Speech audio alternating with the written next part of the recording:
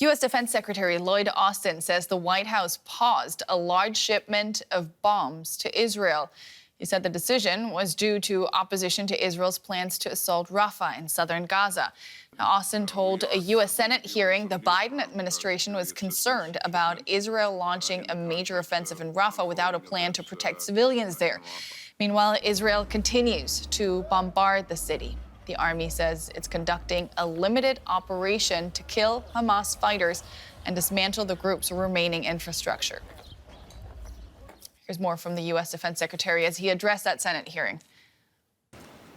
So we've been very clear, Senator, as you know, from the very beginning that that Israel shouldn't launch a major attack into Rafah without accounting for and protecting the civilians that are in that battle space. And again, as we have assessed the situation, we paused one shipment of high payload munitions. And again, I think we've also been very clear about the steps that we'd like to see Israel take to account for and take care of those civilians before major combat takes place. We certainly would like to see no major combat take place in Rafah, but certainly our focus is on making sure that we protect the civilians.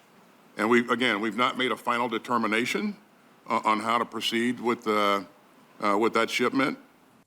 Let's cross over to our correspondent, Benjamin Alvarez in Washington, D.C. Benjamin, good to see you again. Now, we heard the U.S. defense chief there. What else has the Biden administration said about the whole matter?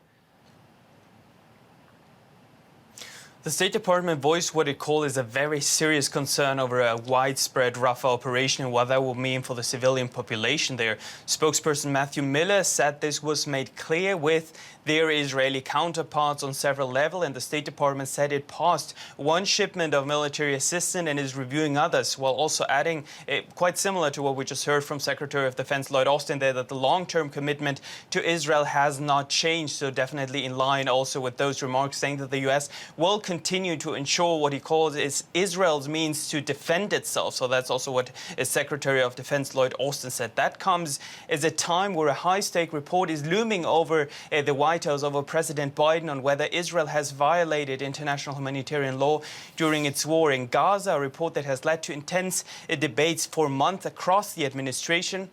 And has even led to divisions inside the State Department. But the State Department already said that it will not meet today, so Wednesday's deadline, to send this report to Congress, saying whether the U.S. administrations find the assurances by the Israeli government credible and reliable. And the spokesperson today only spoke about a brief delay without giving an exact date for the publishment of this highly anticipated report. What does this move tell us about the U.S. commitment to Israel and its goals in the war?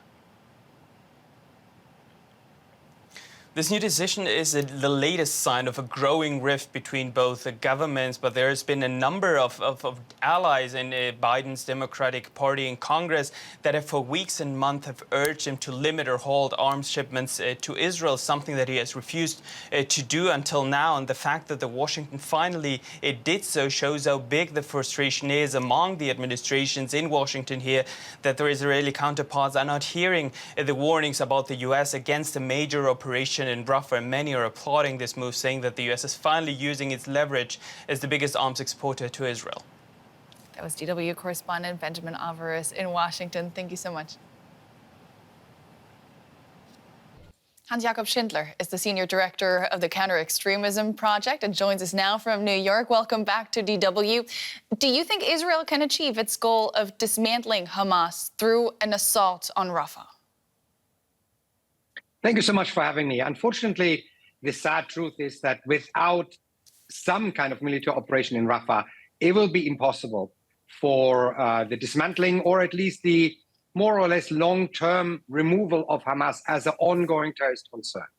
In Rafah at the moment, the leadership in Gaza Strip of Hamas is located. There are still some depots there. There's still a very active tunnel network there. There have been attacks out of Rafah against Israeli forces, including border crossing. So yes, unfortunately, some type of military operation needs to be conducted in Rafah, and the spat between the US and the Israeli government is not on the if, it's on the how this military operation is supposed to be conducted. 7 months after October 7th, to what extent, as far as you're concerned, has Israel been able to diminish Hamas's capabilities?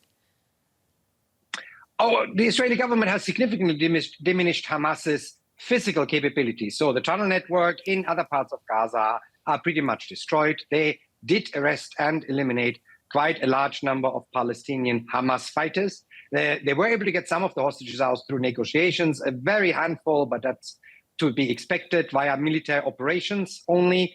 But if the leaders are staying intact, if there is a part of the tunnel network that stays intact, if there are some functioning Hamas military units, which are now concentrated in Rafah, the time for Hamas to reconstitute itself as a major terrorist threat to Israel is really diminished, which essentially means all that Hamas has to do is to survive in order to win this conflict.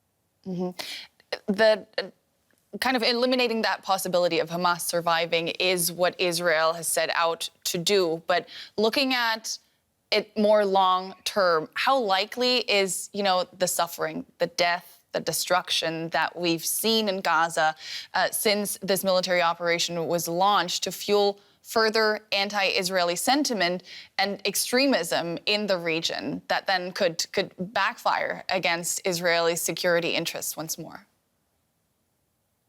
Yeah, I mean, unfortunately, it's really clear that the competing aim of eliminating Hamas as a terrorist concern, you cannot eliminate an ideology, of course, and freeing the hostages are really in somewhat of a contradiction, because the hostages are the survival guarantee for the Hamas leadership. So I doubt that they would ever be willing to give up even all of the hostages unless there is some kind of an agreement that the leadership is allowed to leave with their heads attached from Gaza. The problem with the suffering is Hamas is causing this extremely deliberately.